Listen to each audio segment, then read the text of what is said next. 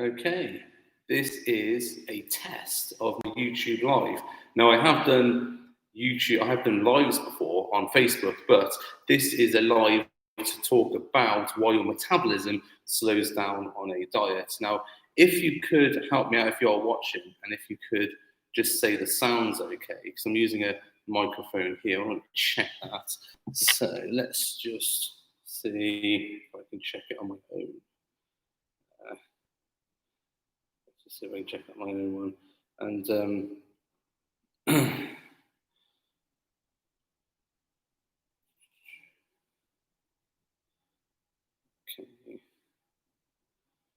that's not working.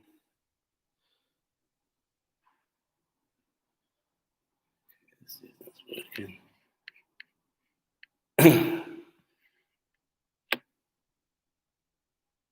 If I'm actually able to log in.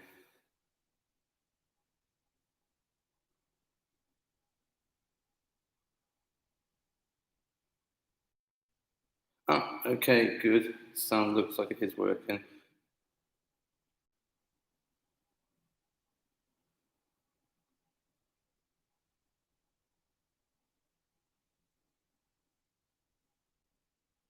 Let's just test out some of the sound.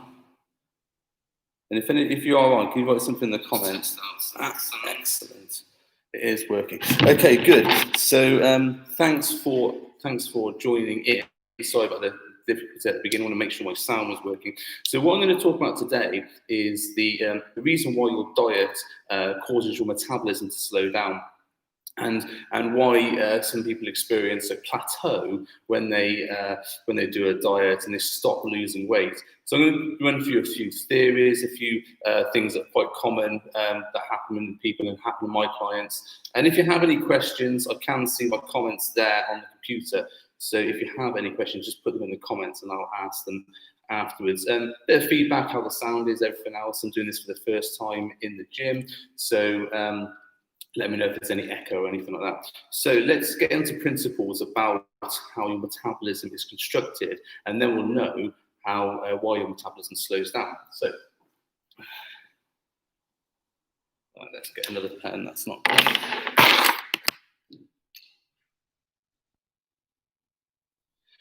So your metabolism is made up of a few elements. First of all, we have you might know as your BMR or your RMR. So BMR is base metabolic rate, and this is calculated from a few factors. So your age, your sex, and this is not what sex what you identify as. This is your biological sex. So male or female, there is a difference. And then we have your height and your weight. So all these factors go into a calculation, and they basically determine how many calories per hour your body burns, and that is your base metabolic rate. You can't really change your base metabolic rate unless, of course, you get older or you put on or lose weight. Those are the two main variables in it, because you can't really change your sex in terms of a biological sense. You can obviously have a sex change, but you can't really change it that much. And then you've got height, which you don't really change your height, so you can't really change those two. So it's always going to be age and weight, which is the determining factor. So if you lose weight, this will bring your BMR down, and if you get older, this will also bring your BMR down. So your BMR is one of the main factors of your metabolism, how many calories you burn per day. Then on top of that, we have something called TEF, and TEF is the thermic effect of food. So that's how many calories you burn getting the calories out of the food. So say if it's around about 10%. So say if you eat 2,000 calories in a day, your TEF will be about 200, give or take. There's different TEFs for protein, carbs, and fats, but let's not get into that too much for the moment. Let's just say if you're going to eat 2,000 calories a day, you're going to burn around about 200 calories from getting the calories out of that food. So you can't really change that either. Okay, you can eat less food, but then you're in the realms of dropping your calories too low potentially. So we've got to accept that these two are ones that we can't really vary that much. So then on top of that, so let's say these are the unchangeables. And on top of that, we have something called NEAT. And NEAT is non-exercise activity thermogenesis. So that is everything that you do, everything that you burn, not in the gym or not exercising. So if I'm stood here now waving my arms, that's NEAT. If I run up and down sprinting in this studio, that would be more like EAT, exercise activity thermogenesis. So we have there.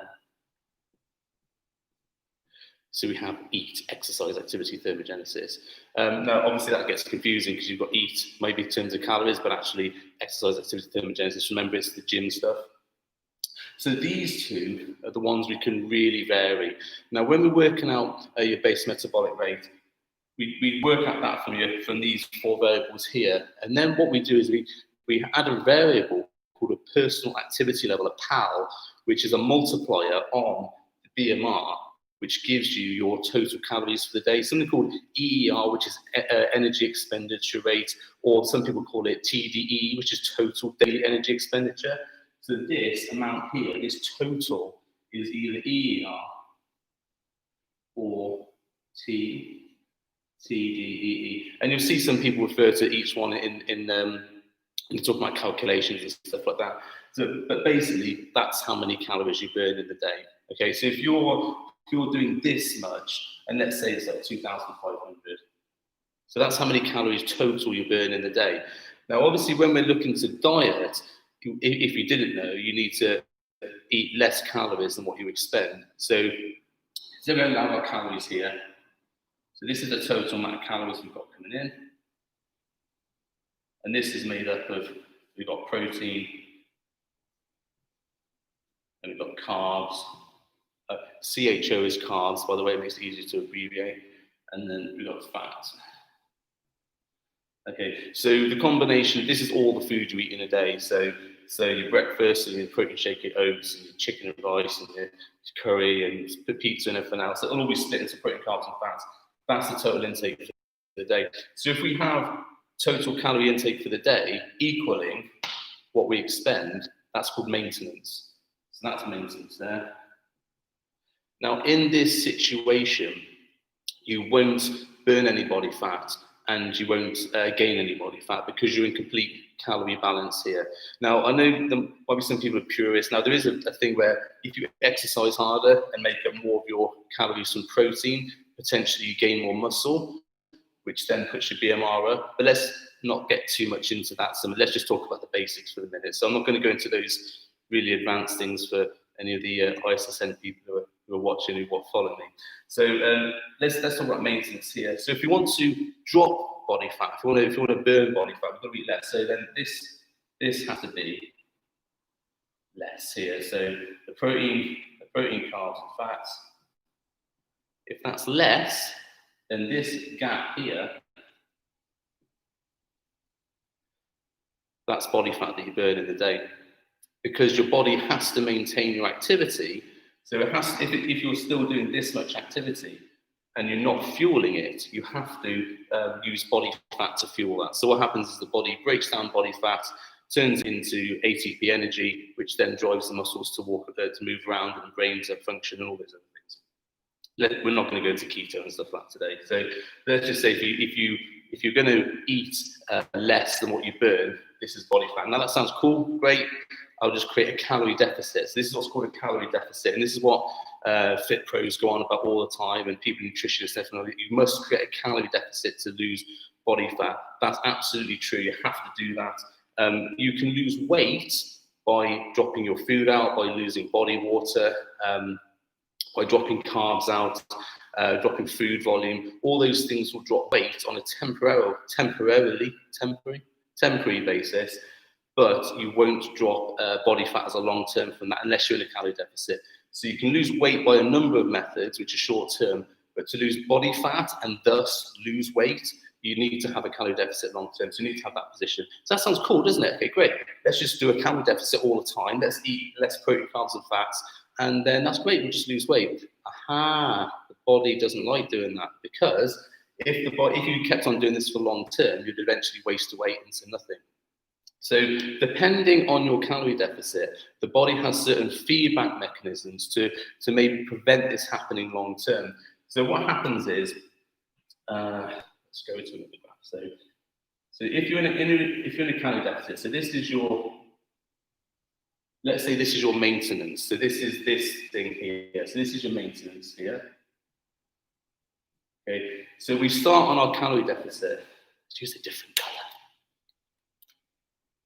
So we start to create this calorie deficit here, and we go along here. Let's say this is like 2 weeks or something. So in all that time, we're starting to lose body fat. So whatever that amount of calories deficit is, that's starting to lose body fat off your body.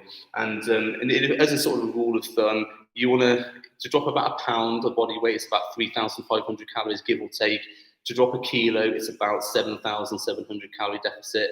So you need to create that much to see significant body fat drop on the scales. What you'll probably see is a weight loss drop really quickly because you're probably taking less food volume, the body will release more body water, and you might start exercising more and stuff like that. So you might see more than an actual, say, body weight drop that's related to the calorie deficit you're creating. That all normalizes after about 2 weeks. And this is why diets like keto and stuff like that give such rapid results right at the beginning, because you're dropping out carbs, which then drops out body water, and you're creating a calorie deficit. So you drop loads of weight really quickly. You go, oh, this is awesome, I'm losing loads of weight. And then it all normalizes. Like, shit, I'm not losing weight anymore. Now I'm just feeling awful because I'm not eating any carbs, and I'm still not losing any weight. And this is why this happens, I'm about to go into now. So this is, let's say this is a period of 2 weeks. And you're creating this calorie deficit, and the body starts to recognize that there's less calories coming in. So it thinks, well, actually, I've got to do something about this, because if I don't do something about this, eventually I'm going to waste away into nothing and have nothing left, and I'll just be dead. So the body doesn't want to be dead, and probably you don't want to be dead either. So what it does, it thinks, well, how can I stop? This is your body thinking, how can I stop this calorie deficit happening? And then it looks to these factors here, and it thinks, well, I can't really do anything about BMR because we can't drop a kidney, we can't cut an arm off, that sort of thing. Can't do anything about that. TEF is determined by the food you're eating. So actually, because you're eating less food, your TEF has actually dropped slightly. So say this is 2,500 calories here, and this is 2,000 calories. You've actually dropped your TEF by a factor of 10% of it. 250 calories, 550 calories, something like that. So you've dropped your TEF anyway, so that's dropped. So the only way that the body can then think about how to actually make you stop expending calories is by going after your NEAT or your EAT. So this is the gym stuff, and this is the stuff when you're walking around. So this is why you start to feel lethargic, because this is the low-hanging fruit. This is the easy thing for it to start dropping off. So we're in this position here where you're in this maintenance. This is this calorie deficit here. So what the body does to factor in here, so the BMR is probably going to stay the same. You might drop a little bit on your BMR, because if your weight drops, that will affect your BMR. So if you drop about, I think from working with clients, it's normally about 7 kilos, about a stone. If you drop that much, that significantly affects your BMR, so you have to do recalculation. So let's say you dropped a couple of kilos, so your BMR will be slightly lower, but for the purposes of this, let's just keep that the same. So your BMR stays the same, so you can't do anything about that. Your TEF has dropped ever so slightly here because you're taking in less calories. So you have dropped that a little bit. Then you've got the NEAT or EAT activity. So if you've ever done a diet, you'll know that you start to get these hunger cravings, and you also start to feel a bit lethargic and a bit slow, and like, I don't want to do anything. Classic for this is if you sat down, this is something all my clients say, and I used to do so. You're watching some TV program that you like, it finishes, and then some program about trains or something comes on, you're like, I just can't be bothered to go and get the remote. The remote's not there, I can't bother to go and get it. That is the body in action, trying to reduce your NEAT activity, trying to slow you down. So what it does, it slows down your NEAT activity here, and it also is going to give you less motivation to go to the gym, less inclination to train. When you're training, you're going to feel more lethargic. So it slows down your EAT activity as well. Here's your NEAT, here's your EAT, and all of a sudden, you're now back to your maintenance because you've dropped the calorie deficit. So here, the body now take it that way, has dropped you down to your maintenance. So now you're not losing weight anymore, and you're still eating less food. What a horrible situation to be in. And you're probably still hungry. Just going to take a drink. I have got a pre-workout, so if my voice starts to go a little bit faster, that's probably why. I'm going to train in my gym afterwards, because if I'm paying £3 for a membership, as in the rent, I'm not going to not train in my gym. So let's say that the body's now dropped you down this maintenance amount. So now we're eating the same amount as what our outgoings are. So now the body's just totally negated all the effort we've made. Now, here's the thing: you can think about we could drop more food. And this is what most people do, is when they get to this plateau and this happens, go, right, I need to drop more food because I'm not losing weight. Now, it might be, yes, that you've dropped so much weight that you need to recalculate your calories and you need to think about, so if you dropped a stone, you probably do need to think about dropping your calories. Or you could increase your calories out. So we've got two variables we can play with. We've got calories out, which is your energy, your needs and your eat activity, or we've got calories in, so that's your food. So we can drop food a little bit. So let's say we do that. So we drop our right colour. So now we go, okay, fine, we're going to drop our calories. So now we create another deficit. And the body goes, no problem, I'll just drop your eat activity anymore. So you get to this position here. And obviously you can't continue at that way of doing things, because eventually you're going to be eating no food at all. And then you're going to be into losing muscle mass. And then after you've lost muscle mass, you lose a load of other body, and then you die.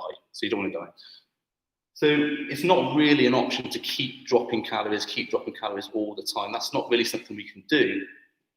So we've got to think about other ways that we can maybe prevent this happening. Now, generally, the NEAT activity, when that drops, that's unconscious. We don't realise that's happening. So the key thing here, and I have talked about this in one of my other videos, which I'll link to after this, if you monitor your NEAT activity, you can nip this in the bud before it starts happening, because this won't be, you get up every morning, you get up one morning and I feel crap. It'll be over time, it'll happen, you'll go down and down and down over time. So what we need to do is to monitor our NEAT activity. Now, the easiest way to do this is to monitor your steps in the day, so to buy a step counter. Now, while monitoring your steps is not an indication of calories out, so you can't say, oh yeah, 10,000 steps equals, I don't know, 1,000 calories that you burn in a day.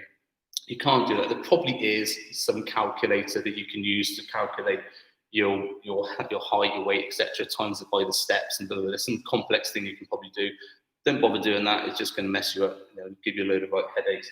What I would suggest is, with your NEAT activity, what you need to do is monitor your steps on a regular basis to see if your steps are going down. So what we might find here is that your maintenance, when you're at this period, say you might be doing, say, 10,000 steps. And if you're monitoring through the weeks, and I get my clients to monitor their steps every single day, but we don't look at the daily stuff, because you're going to have a different output every single day. You look at the end, the average of the week, so you can see what you've done average on the week.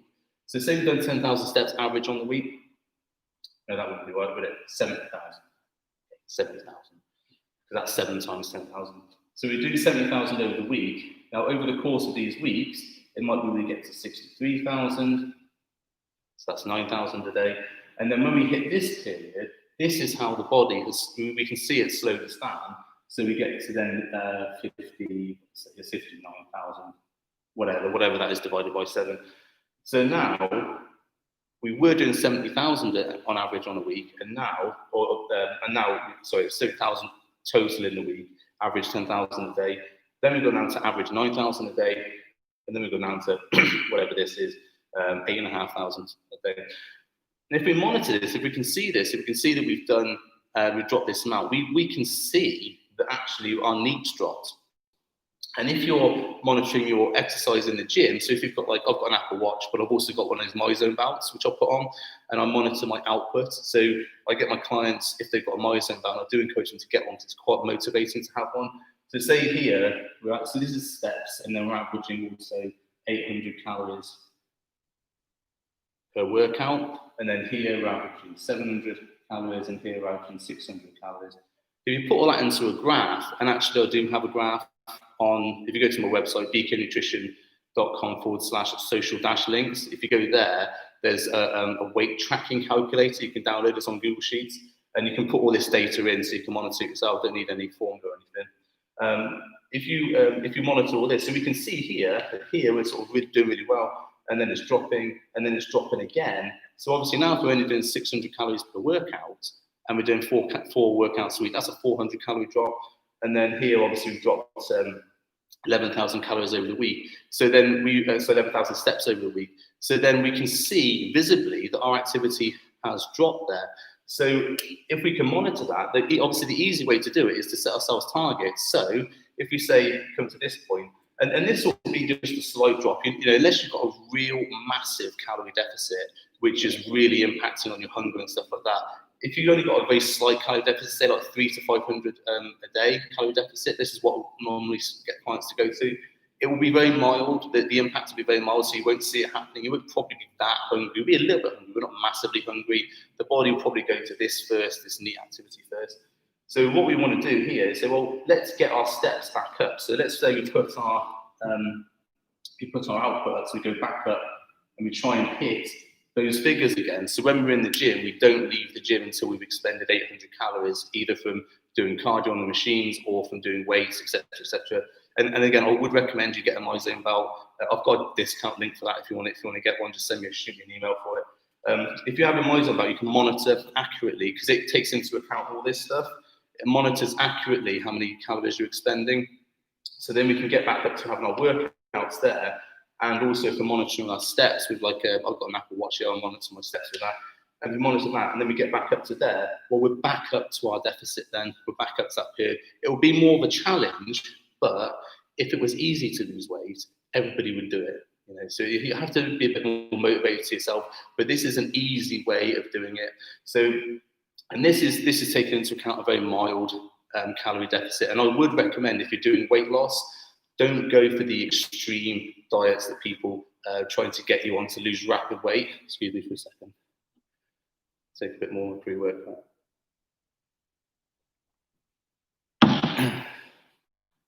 So if you are monitoring all this stuff and you only got a slight calorie deficit, this will be quite easy to get back up because you'll see that it's happening. All you have to do is go, that's fine, great, I can do that, and I'll just go back up again.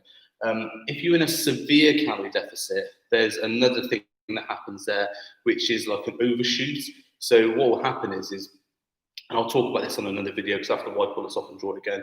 But if you go to a severe calorie deficit, the body will give you massive hunger signals as well as doing this to get you to eat more, to shoot back over, to get back to that level of body fat, level of weight you were before. And then what happens is if you do that, it doesn't recognize you hit that weight for a bit of a time. So then you will actually keep overeating past the weight that you've got to. And this is why people who are on rapid weight loss diets, this is why they stall and then they overeat because they come off the diet, they can't handle it anymore. And they overeat for a few weeks and then they go back over because the body doesn't recognize that you've hit your previous weight. And it keeps on sending you the signals until you're comfortably over. And then you're back to a new higher body weight. And this is why people who do crash weight diets, weight loss diets, they always end up heavier about 6 or 7 weeks later because they've gone over, they've overeaten back over and the body's not recognized they've gone over. And this is quite a common thing. So the first thing I would say is if you're doing a diet, if you're doing a weight loss diet, or even if you're doing something like losing body fat, trying to gain a bit of muscle, only have a 300 to 500 calorie deficit. Yeah, the results aren't going to be incredible. You're not going to be bragging to your mates you've lost 2 or 3 stone in a week. However, it's more sustainable to do that. And I've had clients who've done this and just monitored their steps and monitored their activity, and their weight has gone gradually down. And also, just let's pretend this is a different graph. I'm just going to put on the same graph. Your weight will never be linear. People think weight loss is going to be like this. Think, great, I'll do a calorie deficit, it's going to be like that. It never, ever is like that. Because you'll lose weight, maybe gain weight, lose weight, gain weight. It'll be more like, when you're doing weight loss, it'll be more like this. And then you'll have a plateau, and then drop, and then it'll be like this. Plateau, and then a drop. That's really common to see. You're not going to have this straight line action, and this again where people get tied up on their diets. They if they're not losing weight every single day, they get, oh, the diet's not working, everything else. But there's always shifts that's happening in your body. There's always flux that's happening in your body. You'll always be storing fat and burning fat through the day. So when you eat a meal, you'll store a little bit of fat from them, and then you'll burn it between meals, fueling your body. That's in a flux all the way through the day, and the actual weight loss comes as an average of your burning more body fat than what you're storing from your food. So this is why we do this slight calorie deficit rather than having a massive drop. The massive drop stuff does work for short term, but you'll get a kickback afterwards, like I just discussed. You'll get that thing where you overeat massively when you come off the diet, and then you'll gain loads of weight back again. If you want to lose it for the long term, it's very small calorie deficit with monitoring these factors. Also, other things to consider, if you're looking at your protein, carbs and fats, I would absolutely go for a higher protein ratio. Now, I'll talk about this in other videos, but as a sort of a guide to your macros, I would have protein at about 2 grams per kilo. I would have fats as 0.5 grams per kilo. I'd have carbs as the rest, which is normally like 2 to 3 grams per kilo. So the rest, obviously, you've got to work out your protein and fats first, and then whatever calories left over, that becomes your carbs that you have for the day. If you're looking for protein sources, go for don't go for things like grenade bars and stuff like that, because I don't think those protein sources are the best ways to do it. You want lean meats, you want eggs, steak, chicken, mince.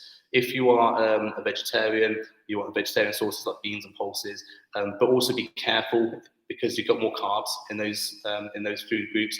If you're a vegan, you go for seitan or tofu or something like that. Obviously, again, you want to make sure that you're not going for stuff that's laced with like extra carbs to make it taste nice. And the other thing, if you are vegan or vegetarian, you make sure that your leucine content in your food is a little bit higher, because leucine is higher in animal meats and it's lower in vegetarian meats, vegetarian foods, apart from corn, which is really high. So cornflakes are like a massive boost for leucine. But you can get around that by adding branched amino acids. So if you're looking to do these macros here, when you calculate your calories, get your body weight, and if you're severely overweight, if you've got like at least 3 to 4 stone to lose, don't calculate this on your current weight. Calculate it on your target weight, and you've got to be realistic about what your target weight is. So, say if you're like 120 kilos, and say if you're my height, you're 120 kilos, that would be quite overweight. So for me, and my sort of target weight is going to be about 85, 90 kilos if I wasn't more muscled. So think about that, and then you times that. So let's say we are 120 kilos, we want to get to 90 kilos. We would be timesing that by, so that would be 180 grams a day. And then fats, again, we're going on the target weight here, not what you actually are. So the fats would be, if you're 90 kilos, be 45 grams. And then the carbs would be the rest. Now, how you work this out, and actually, if you want to do this without doing all this, you can go to my website, bknutrition.com/calculator. There's actually a thing that does this exactly for you. So if you've got 108 calories, we times that by 4, that's how many calories is in protein, 4 grams. And I've just had a battery signal come on. So what I might do is I might continue this on another live. But go to the calculator, bknutrition.com/calculator, and then you can get it from there. Okay, so thanks for watching. Sorry, the battery is about to die, so I can't go on anymore. But thanks for watching this test, and I hope you got something from this, and I'll do some more if you got something from this. Thanks for watching.